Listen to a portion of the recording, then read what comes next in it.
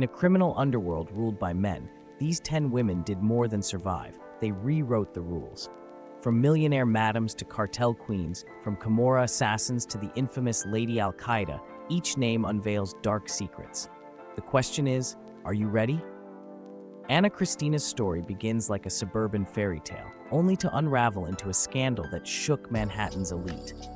On the surface, she was the perfect housewife from Monroe, New York, raising her children, attending soccer games, and living the quiet life of a devoted mother. But behind that facade, Christina orchestrated one of the most sophisticated escort services the city had ever seen. For nearly 15 years, she managed a network of women catering to some of the wealthiest and most powerful men in America. Politicians, international bankers, and high-profile investors all appeared on her rumored client list, a secret black book that became her greatest weapon and shield. The media, stunned by the contrast, dubbed her the soccer mom madam, a chilling reminder that danger often hides in plain sight. In February 2012, her empire collapsed after a 5-year investigation, complete with over 100 hours of wiretaps. The arrest turned into a media circus. Tabloids splashed headlines like Millionaire Madam and The Witch of Monroe, while her bail was set at a staggering $2 million. Though later reduced, she had already spent months inside Rikers Island, facing the possibility of 7 years behind bars. Ultimately, she pleaded guilty to promoting prostitution and received probation, avoiding further prison time. Today, she lives quietly with her family, writing children's books under a pseudonym. Yet whispers of her past remain, and her fight to overturn her conviction keeps her name in the shadows of New York's underworld. Afia Siddiqui was not the kind of criminal one might imagine. Born in Karachi, Pakistan, she was once the pride of her family, studying at the Massachusetts Institute of Technology and Brandeis University, later earning a PhD in neuroscience in 2001.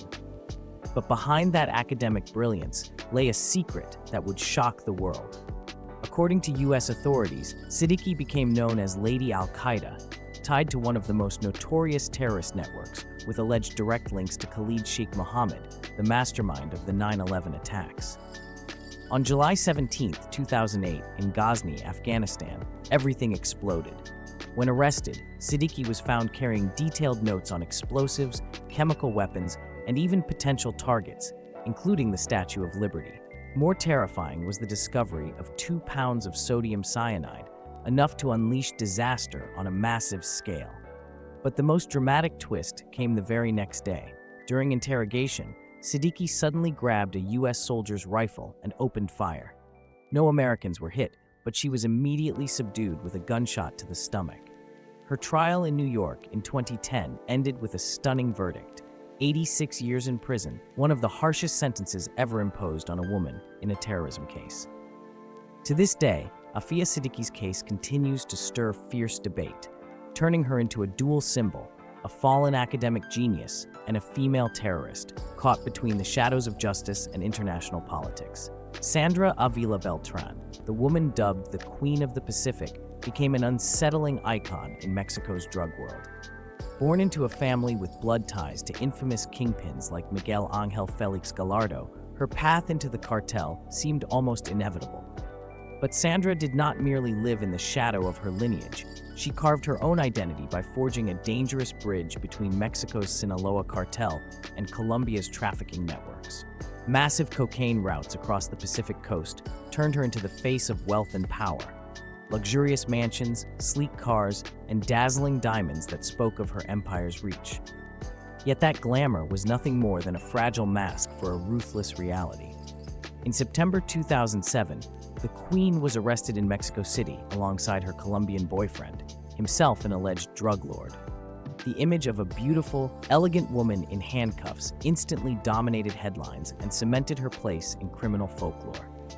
From that moment forward, her life became a chain of trials, extraditions, and prison cells spanning both Mexico and the United States. Though some charges were dismissed for lack of evidence, Sandra could never escape the ultimate sentence of the underworld: a life permanently shadowed by infamy. As the Queen of the Pacific, Sandra Avila Beltran was more than a trafficker. She embodied the dangerous allure of power, a haunting reminder that behind the sparkle of wealth lies a darker legacy of fear, betrayal, and fascination. Emma Coronel, the 18-year-old bride who entered a fateful marriage with Joaquin El Chapo Guzman, became not only the wife of one of the world's most powerful drug lords, but also a crucial link in the infamous Sinaloa empire. Unlike many cartel wives who kept their distance from criminal dealings, Emma stepped directly into the shadows, serving as a dangerous bridge between the imprisoned kingpin and the sprawling network that still answered to him. The climax came in 2015, when El Chapo staged his legendary prison escape, a mile-long tunnel dug beneath the earth, leading straight into his cell. It was Emma who delivered a disguised GPS watch hidden inside food, pinpointing his exact location for the operation. But the glamorous mask quickly collapsed. In February 2021, Emma was arrested in the United States on sweeping charges: conspiracy to smuggle narcotics, money laundering, and aiding a foreign drug kingpin. Court records revealed her complicity from 2011 to 2017, tied to massive shipments of cocaine, methamphetamine, heroin, and marijuana flooding into the U.S. Ultimately, she pleaded guilty and received a 3-year prison sentence, serving time before her early release in 2023. Today, Emma Coronel appears on television programs and promotes fashion brands, seemingly untouched by her criminal past. Yet that past, stitched together with tunnels, secrets, and blood-soaked billions, remains a ghost forever haunting her name.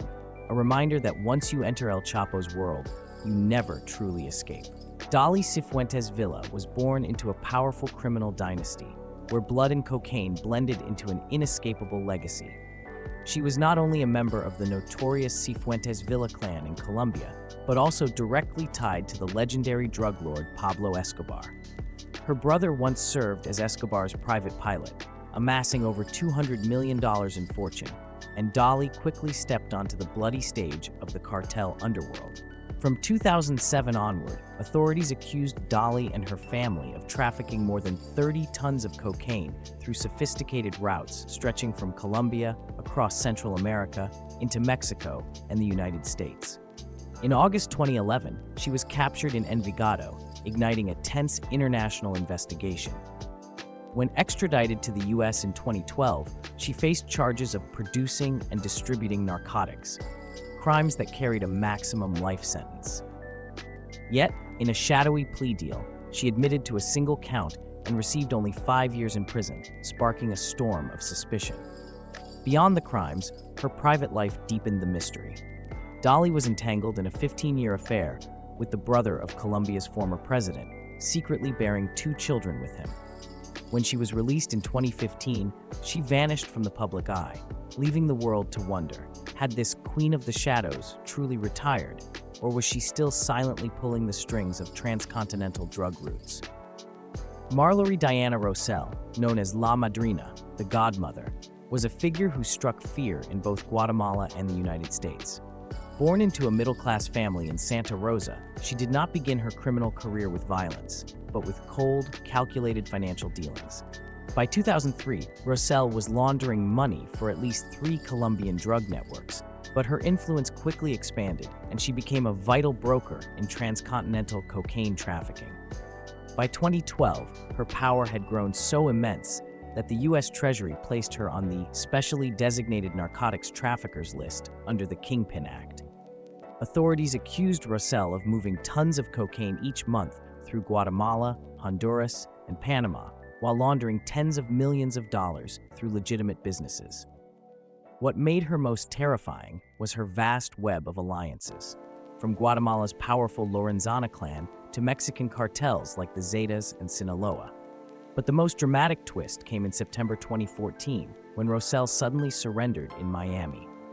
Few knew that she had already been secretly cooperating with the DEA, providing critical intelligence on some of the largest smuggling routes in the Americas. Thanks to this cooperation, her original 12-year sentence was slashed to just 5 years, and by late 2019, she walked free. Since then, La Madrina has vanished without a trace. Whispers persist that she may be living under a new identity, still quietly pulling the strings of invisible cocaine flows, like a ghost that never disappears from the map of international crime. Charmaine Suzette Roman, a Jamaican immigrant, carved her name into criminal history as the largest female marijuana trafficker in Florida. Born in the poor village of St. Catherine Parish, her journey to the United States carried the dream of a better life. But instead of finding light, she chose the shadowy path of crime. For over 2 decades living illegally in the U.S., Roman quietly built a vast drug empire, controlling massive amounts of marijuana flowing into Central Florida. In September 2013, the mask collapsed. A large-scale raid ended her criminal reign and revealed staggering numbers: 3,200 pounds of marijuana, $200,000 in cash, and 15 firearms were seized.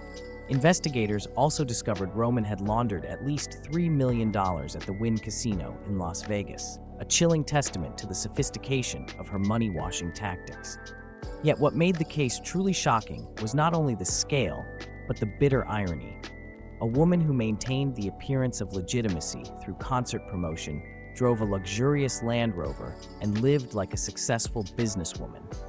Inside her home, police uncovered multiple passports, fake documents, and credit cards, an elaborate identity fraud network that had helped Roman evade capture for years.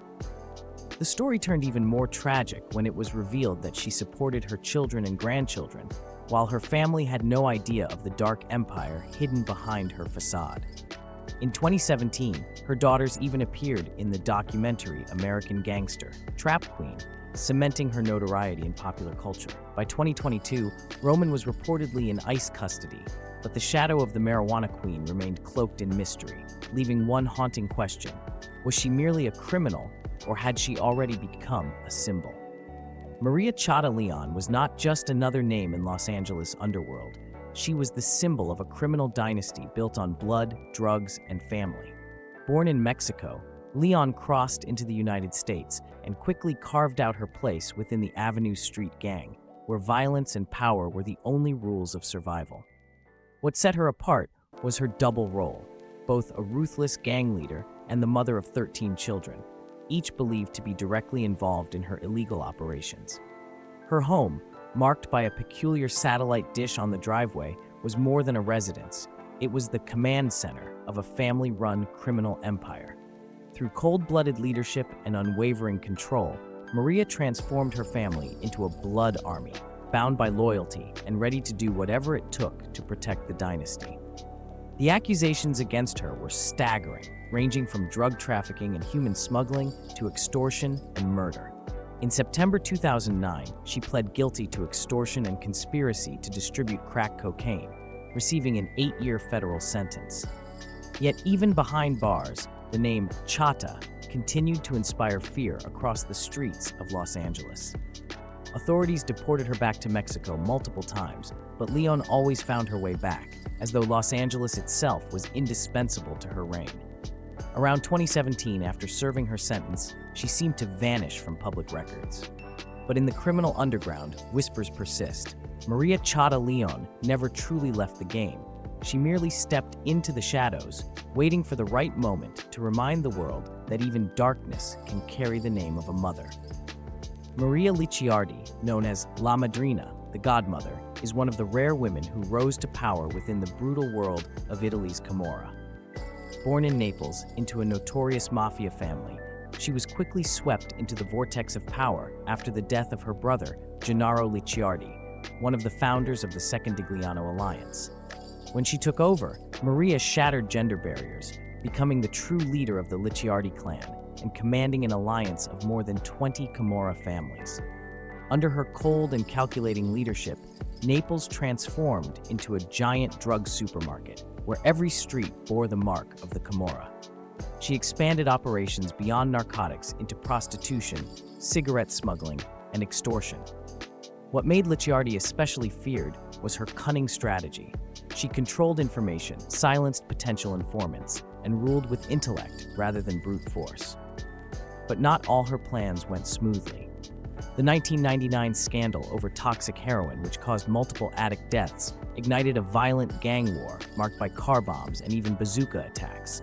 Licciardi fell into police custody multiple times, first in 2001, serving an 8-year sentence. Yet upon release, she resumed her criminal activities. In 2021, as she prepared to fly to Spain, she was arrested once more, later sentenced in 2023 to 12 years and 8 months in prison. At the age of 71, La Madrina remains a ghostly symbol of power within the Camorra, a living reminder that in the world of the Mafia, even women